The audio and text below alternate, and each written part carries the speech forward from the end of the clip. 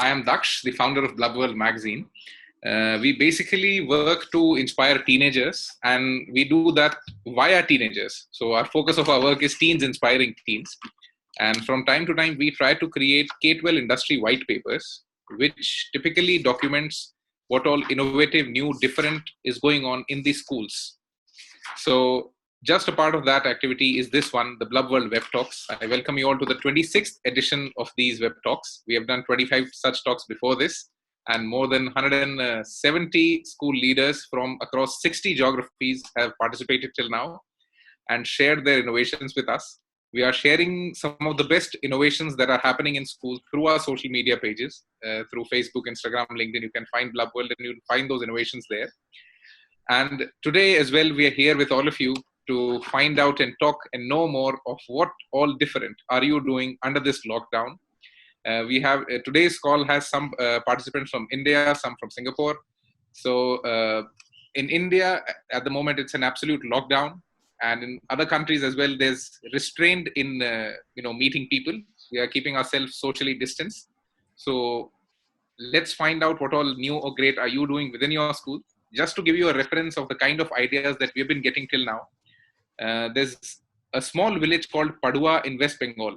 They did not have internet, so they gave a very innovative assignment to their students. They told them to create a custom dictionary at home, where they have to add 5 new words every day and then submit that dictionary once the school reopens. There's one school in a very distant place in Odisha. They have started, they've told their kids to write an introspective diary every day, where they have to document the good and the bad that they did in their whole day. So that's wisdom education and value education. So there are some schools that have started teaching programming to kids, and they are creating simulations of physics experiments through using Python and different coding languages. So there are a lot of small little big innovations happening across the nation and across the globe. So let's find out what all new or different are you doing. So today we have a special guest with us, Rohini ma'am, who would initiate the session and conclude it. So before I give the typical voice to her, I'll just explain the format to you. All the participants get to speak for first 2 minutes, where you have to share with us your introduction, one personal learning as an educator, and one vision or an idea that others can learn from you. And once you can all see a guy, Divya Purohit, on your screens. He's the timekeeper. Once your 2 minutes are over, he'll put his one hand up. Then you have 30 more seconds to conclude. And after that, he'll put his second hand up. And then is the time you should absolutely conclude. If you don't, then we might have to mute you. Please don't get offended. This is just to keep the whole thing on time so that nobody gets disturbed on their schedule. So that's the format. I hope you enjoyed the next 20 to 30 minutes and we get to know a lot more innovative and exciting stuff that's going on in schools across the globe. Over to Rohini ma'am. Your introduction has already been sent to all the listeners. So over to you, ma'am, for the next 4 minutes, because you initiate the session today. Over to Rohini. You'll have to unmute yourself. Yeah. Hello, everybody, and hi, Daksh, and thank you so much for having me here. I'm really excited to initiate this and just wanted to start, of course, by first talking about, one major problem, not just me, but I think educators overall are probably thinking is about the relevance of our education system at the moment. Considering that now there is going to be like a pre-COVID time and a post-COVID time, and post-COVID is going to be like a huge change. Things that we were doing initially will have completely changed, and we'll have to rethink of ideas as to how to convey things. And I think more than ever at the moment, we need to focus on 21st century skills. Well, I think essentially problem solving, critical thinking, these are the two very, very essential skills that we need to rethink and bring into our education system in a very, very innovative and interesting manner. Technology, I remember like there were a lot of people who were so reluctant to use technology. I'm a founder for an EdTech platform. And for me to talk about, technology to educators used to become a huge task because mostly people were closed about it. And come COVID and everybody's on Zoom and, taking lessons and stuff like that. So I think we needed something like this. I mean, unfortunately, the circumstances are like that. But then somehow everybody is more technology ready now. The power of technology is immense, and we are not in a walled classroom any longer. I think there is, of course, like your very nice tagline for today is, there is no lockdown on learning, and I think there never will be, because the world is our platform. We have access to people world over. So that is one major change, and I think henceforth we will have to now start teaching in a multidisciplinary manner. We cannot teach subjects in isolation. There cannot be just a math class or a science class or an English class. We'll have to rethink and come up with innovative solutions where we can actually teach in a multidisciplinary manner, where I think stories will play a major role. Stories we need to bring into our education system, because we can take and convey so much through stories. There is an emotional element, there are life skills, and I think more than ever we need to focus on life skills. We need to talk to children about uh, so I think Divya is raising his hand. So I guess I'm through. I'm going to quickly wrap up. What I want to quickly conclude and say is that we need to now talk about things completely in a multidisciplinary fashion, use stories in a very big manner, and do things where we are doing everything together. Say, bake a cake where we are building vocabulary, mathematical skills, science, everything together when it comes to a simple task like that. So we need to prepare children in terms of life skills more than ever. So thank you. Thank you so much, Rohini ma'am. I think that's the note and context that the whole education system, as far as K-12 is concerned, has aligned itself to. We're right now not very much focused or trying to push in academics. We are working on life skills, value education, and I think this is a utopian dream come true of every educationist. That this is the time that value education should be deciphered, because parents are the best teachers for value education.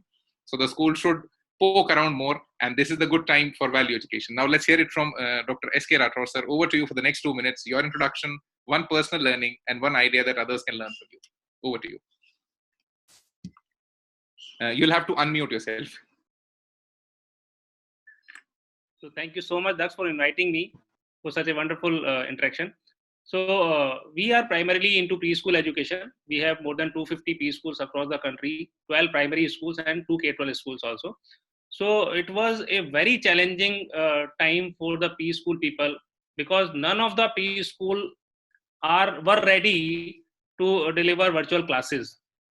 No preschool teacher is so tech savvy so that they can create digital content and deliver it to children at home and make them understand to do at home. So this was very challenging for all the preschool people. But what I have seen in this lockdown period, all the teachers worked very hard, and we have seen the hidden potential of the teachers, what we were underestimating earlier. They did all well, they deliver the content, and we requested parents. We have never seen the kind of involvement parents shows this time, because everybody is concerned about the education of their child. So in case of preschool, this is I can say this is the miracle what I have seen. Teacher and parents involvement, one thing. Second thing, though we have primary and K-12 schools also, in K-12 schools also, all the classes are running as usual, as the physically it was were happening in the schools earlier.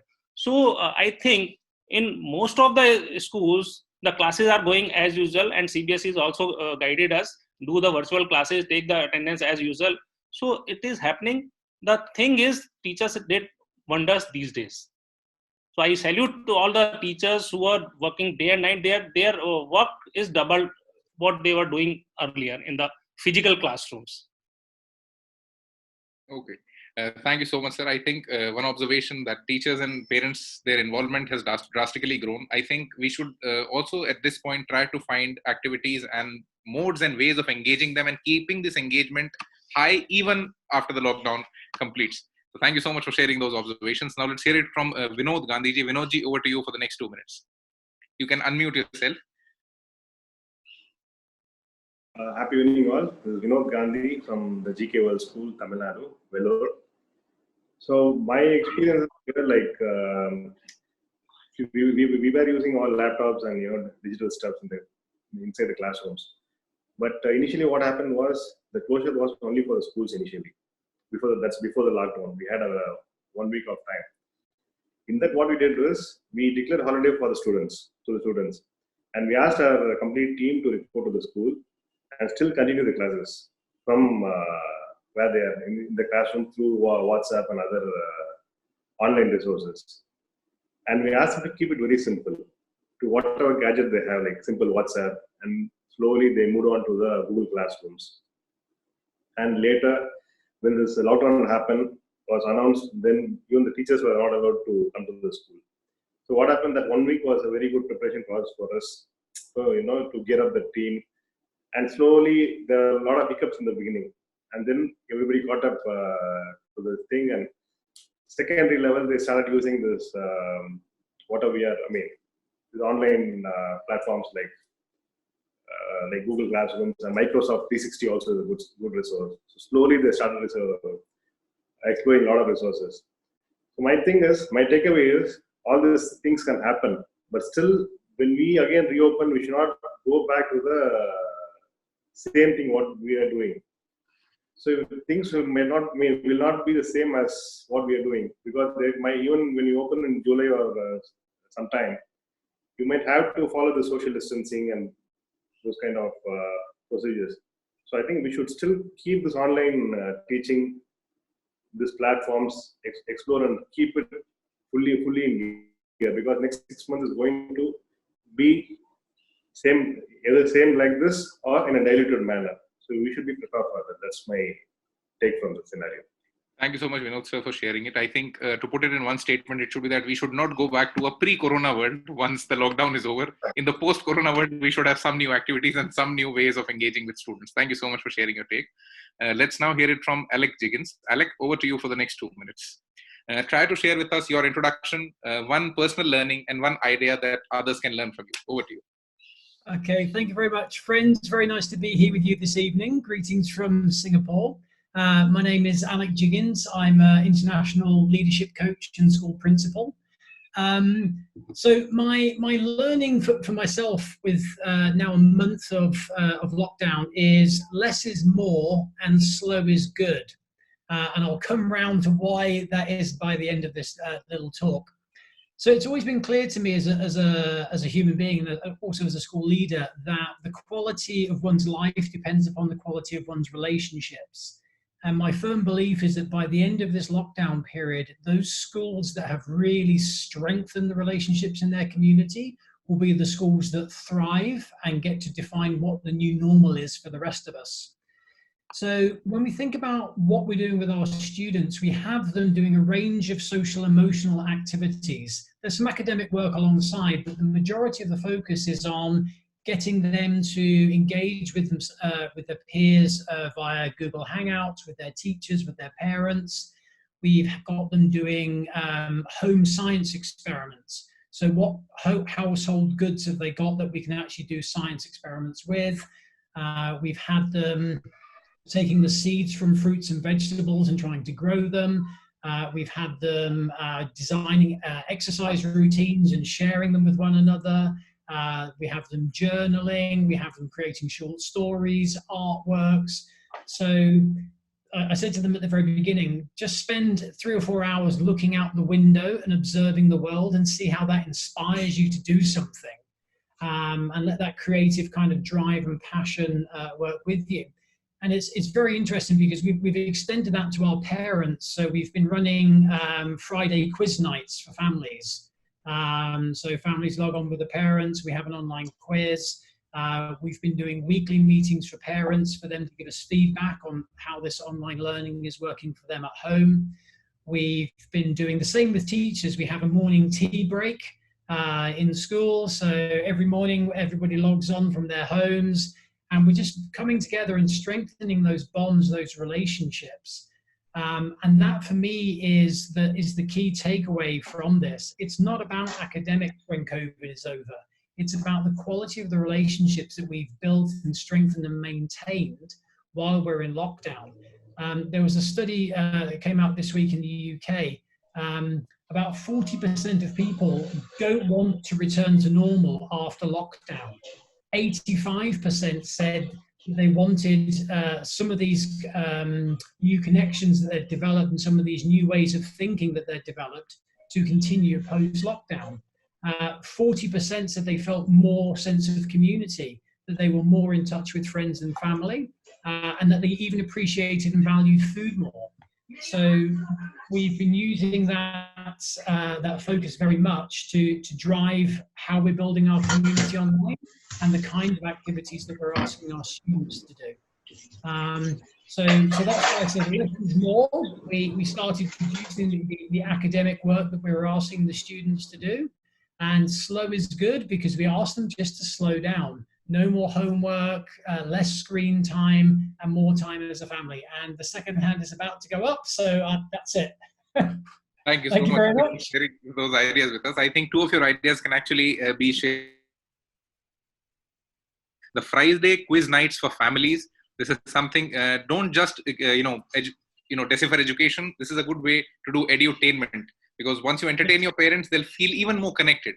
And I think schools at this moment can actually become those community centers of engagement for that complete ecosystem that you have already built of students and parents with you.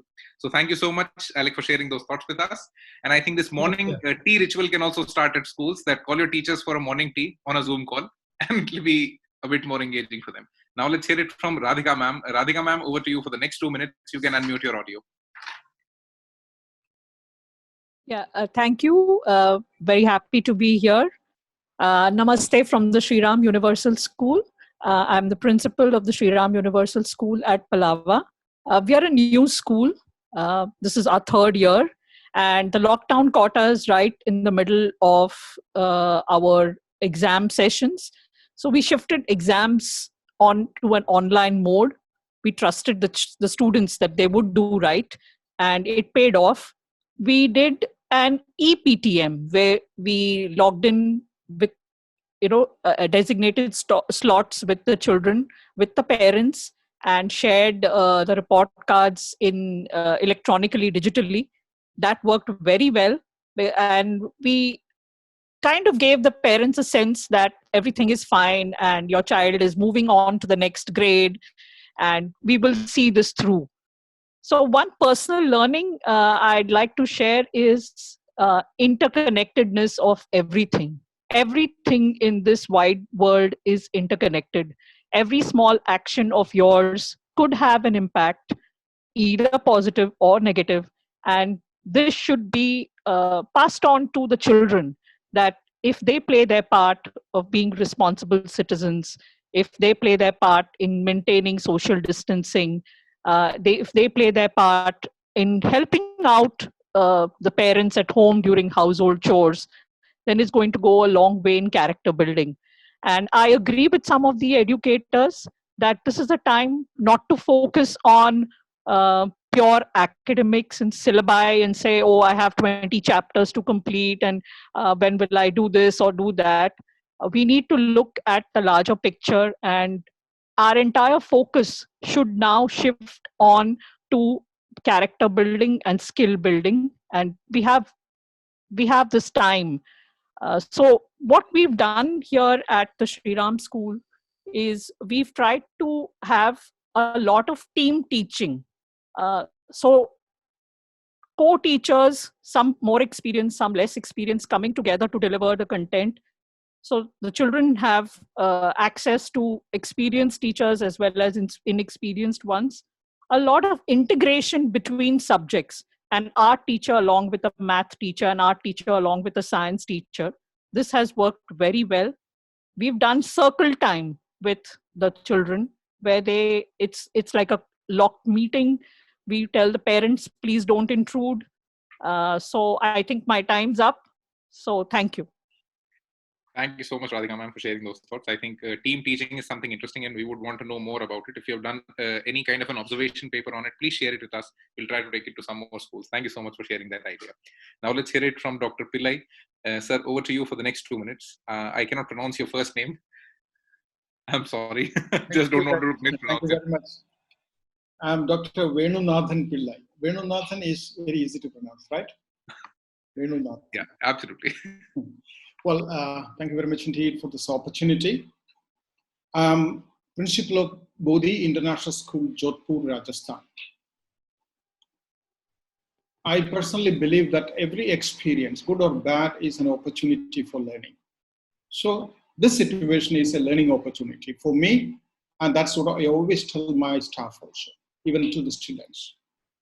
In fact, this is a blessing in disguise because this teaches us to be future ready. There was a wide-ranging response from schools to the lockdown. Those schools with a history of incorporating e-learning, the schools with their students and educators having access to connectivity and devices, and those schools with a team of educators who were trained to do online teaching, continue to teach online seamlessly. It was a weather the storm situation for others, but they have done their best. That's what I believe, because they have simply tried to do their best in such difficult situations or unprecedented situations. The incredible thing is that the most resistant teacher also has learned how to conduct online classes. It was an incredible situation. Well, in my case, my students and staff have the facility of online teaching and the devices, the connectivity, the bandwidth mostly. So I'm from the privileged group. So, but at the same time, I'm really worried about the digital divide that we are facing at the moment. The vast majority of India's schools have not done digitally very well, but they have done very well in other areas. I mean, I heard the speakers also speak about the same thing. Well, my teachers and students have started doing innovative things, I should say. There was a lot of exploration. I have seen some students creating new designs of outfits using resources from their vicinity. That's a new thing that I have seen. And they are actually exploring new ways of collaboration. Many students have actually, even the teachers have engaged themselves to virtual group activities.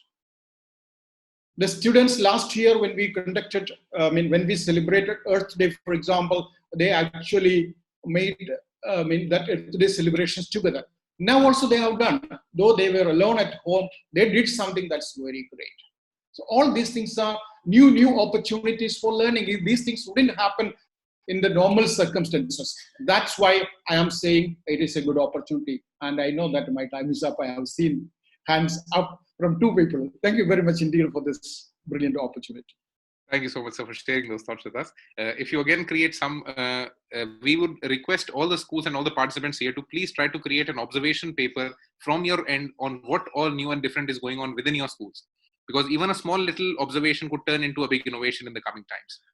Because it's a new atmosphere even for the educationists as well as for the students. So let's see what all new is going on. So just to share an example, there's one Swaminarayan school in Gujarat which was not able to send all its hostelers back home, and it had to, and it is taking care of 50 hostelers right now in their hostels since the lockdown began. And they've been doing some super interesting and amazing activities with these kids. And they come from some of the most affluent families from all across Gujarat. So it was very difficult to engage them, but they did something nice that we'll be sharing on our platforms in the coming times with you. Let's now hear it from Kaisar, sir, if I'm reading your name right. Over to you, sir, for the next 2 minutes. You can unmute your audio. Yeah, good evening, all. And I think I'm principal, the head of the school of Podar ORT International School and the president of the South Asian IB Schools Association. Personal learning, I think, is about the changes you see in COVID at the moment. I think the nature of jobs are going to change, that offices are going to change. So what I see is a lot of blended learning coming in. I think that's number one.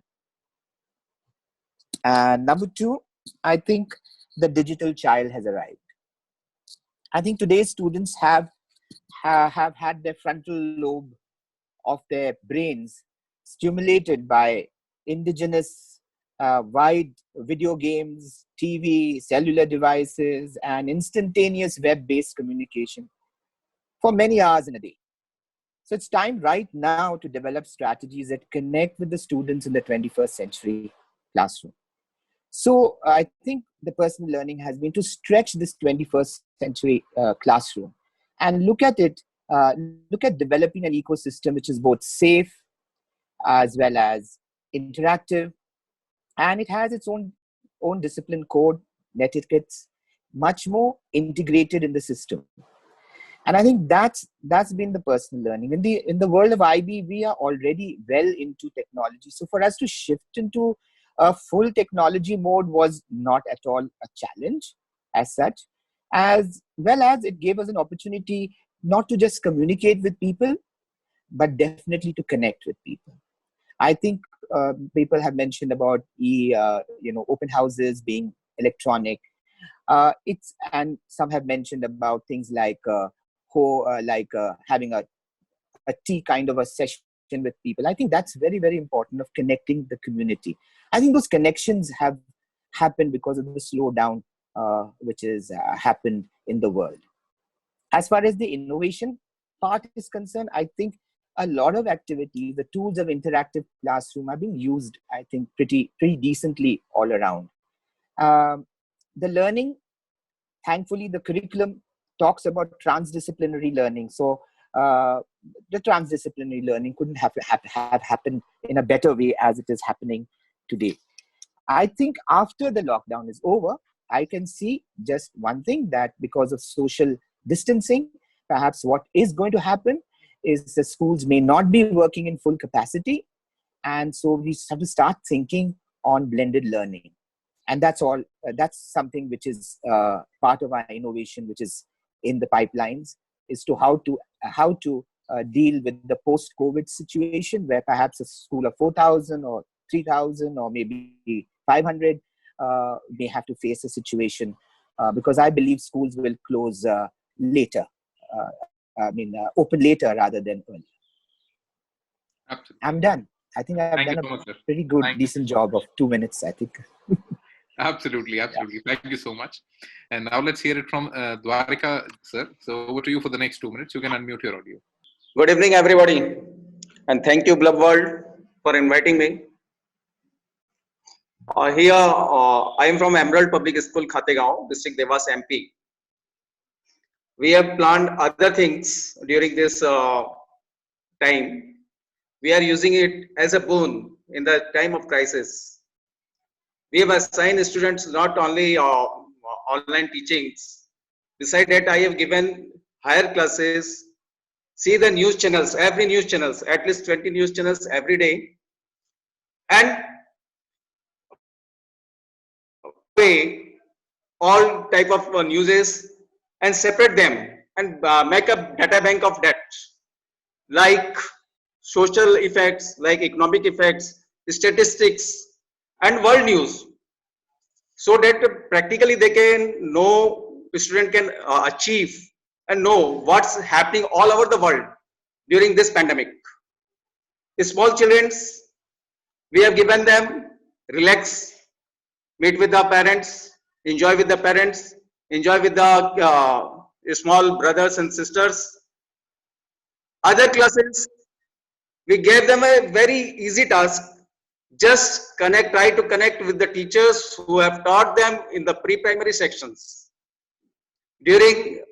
Just try to connect with your all teachers, and many of them were successful in doing this.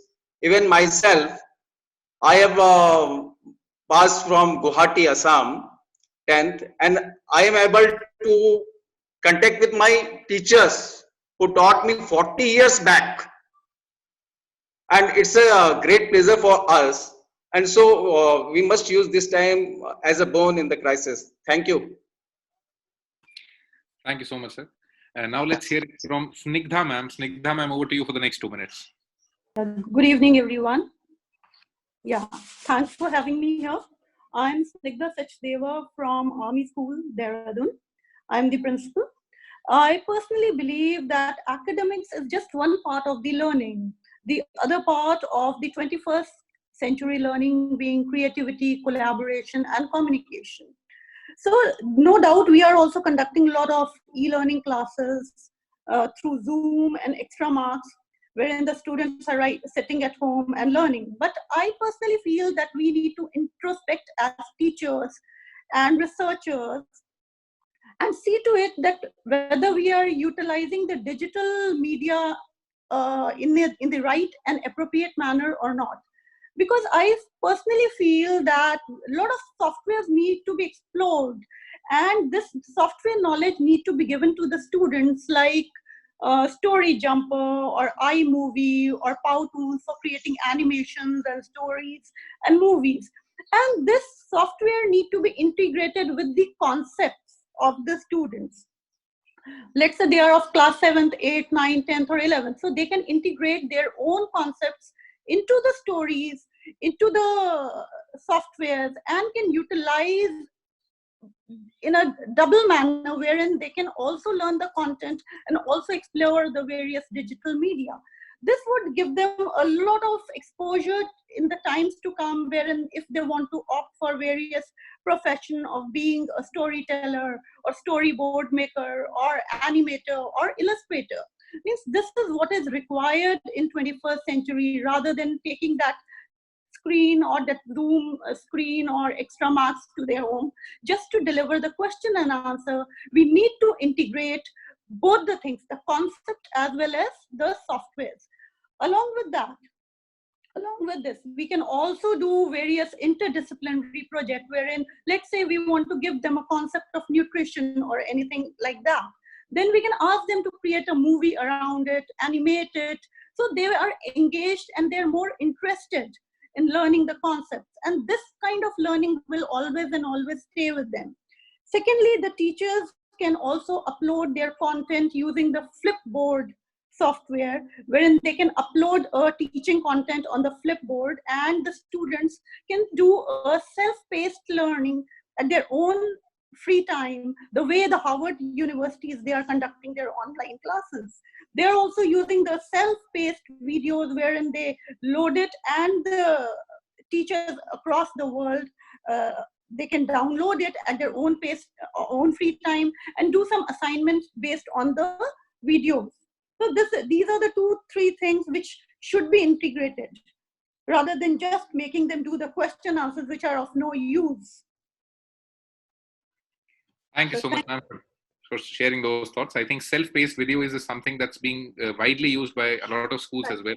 A lot of schools have given them time flexibility that whenever you want to study, just complete this task within this stipulated time. So thank you so much again for sharing those thoughts. Now let's hear it from Chitra Roy, ma'am. Chitra, ma'am, over to you. Hi, everybody. Daksh, am I audible? Yeah. Okay.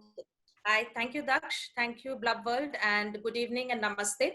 I am an educationist and a content writer, administrator, and also, but currently I've diversified as a career guidance counselor and looking after one of the Irish Institute as the country head in India.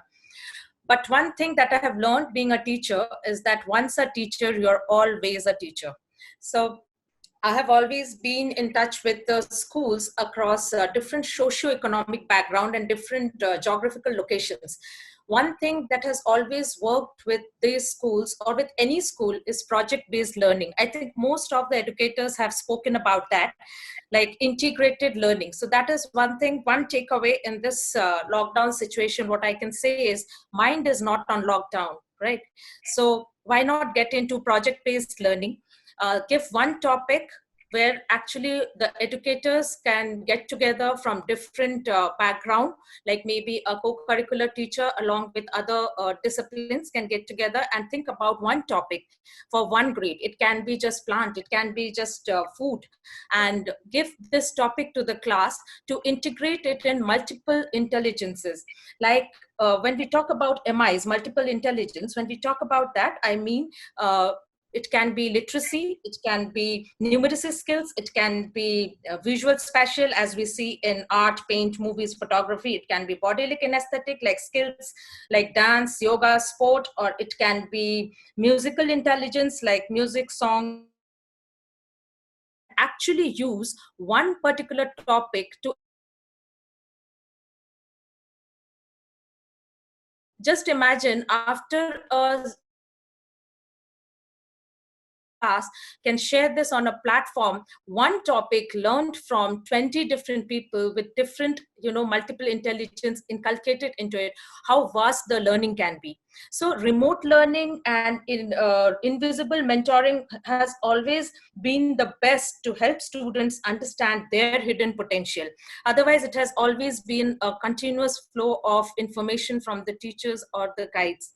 So this is the time I can say we actually need to bring back our Gurukul system of learning, actually, like character building, intellectual development, spiritual development, in fact, why not? Personality development, social awareness, and preservation of maybe knowledge, culture, and tradition.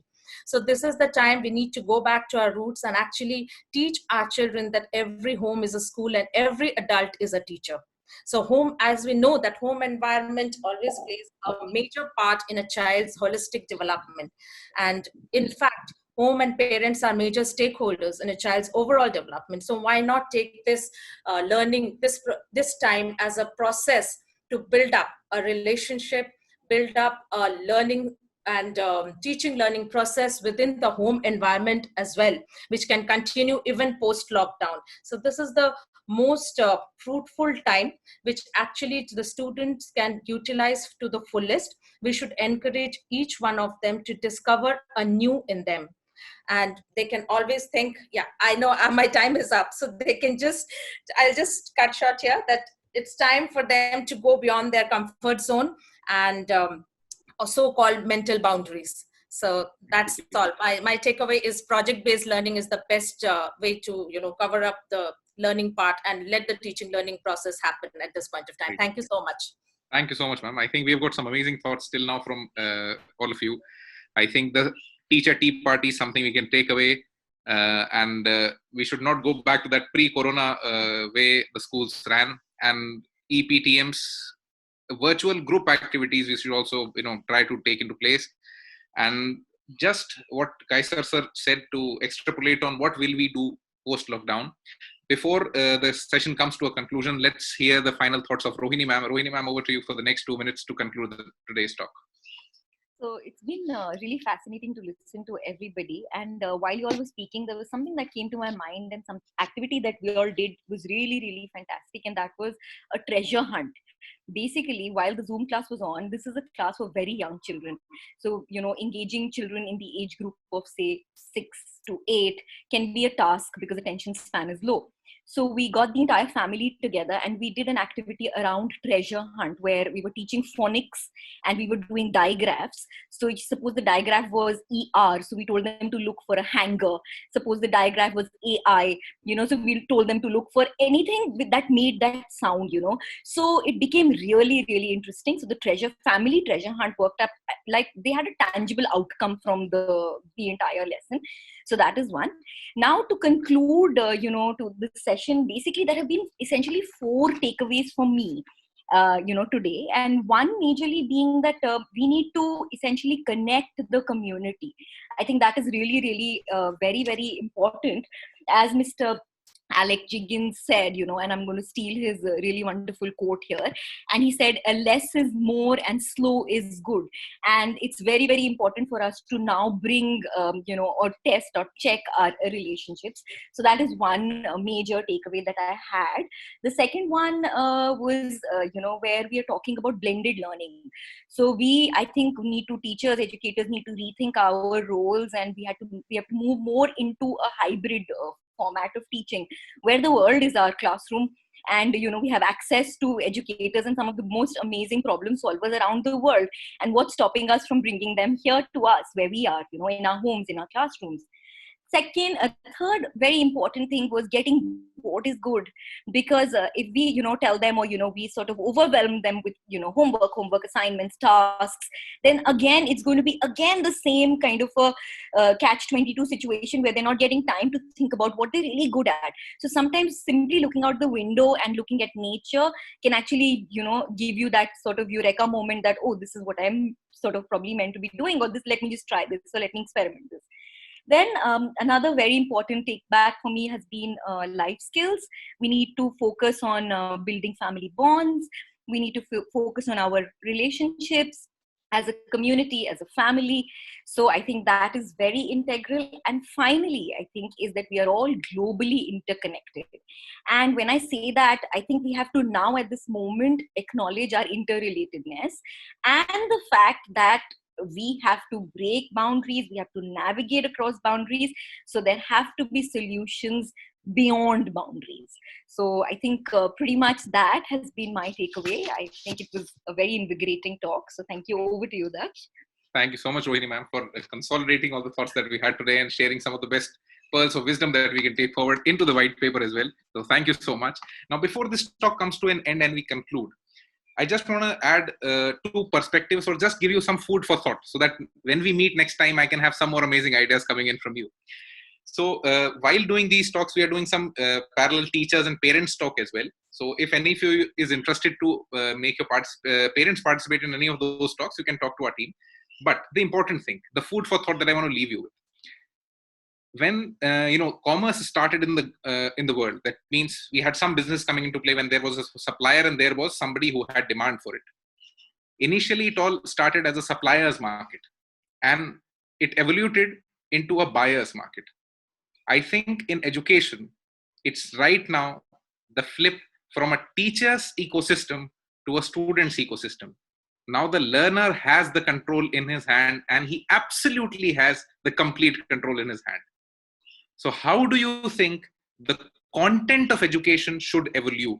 Because as far as a teacher's or educator's skills are concerned, content delivery is no more a big skill. Because technology can do very easily, simulations can do that very easily. A teacher would now be more of an observer, more of a thinker, more of somebody who can understand what the child needs. But when it's a learner's ecosystem, how would you respond as organizations? Because whenever an organization gets built up, it gets built up on one person having a vision and then embodying it into so many people. Now, what do you do when your organization will be full of learners who will be demanding something different every single day? They right now would get into a mode where you will be teaching them one-on-one through these Zoom calls. And they again have to come to a one-to-many format. Would that be acceptable to them? Or what kind of dynamics will the class have in the post-corona world?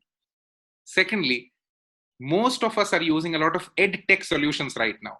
Typically, this lockdown has unlocked ed tech in a completely different, it has changed the ball game altogether. But just think of it from a different perspective. Most of the education technology companies that exist at the moment are not solving education communication problems. So what kind of edtech do you need in the future? Because all these things will get redefined. And as far as each educator is concerned, your role in your society is not just to deliver education. It is also to create the next level of education that will be required. I think this is the time when we should all think, what kind of a knowledge bank do these kids want or the world wants from us? Because body language doesn't work on a screen. Gestures don't work. Only content delivery works, and you cannot have celebrities delivering lectures. So how do you keep your kids engaged? And most important, you cannot police them like in the classroom. So you will have to give them wisdom. And actually teaching wisdom is something super difficult. So how are we going to do that? I hope you enjoyed the last 20 and 30 minutes, and we meet again for some more nice interactions with you. If you enjoyed this talk and want to, be part of more talks, open your microphone and say a big yes, and we'll keep inviting you. And thank you so much for being with us. Thank you very much. Thank you. Yes, thank you. Thank you very much. Thank you very much.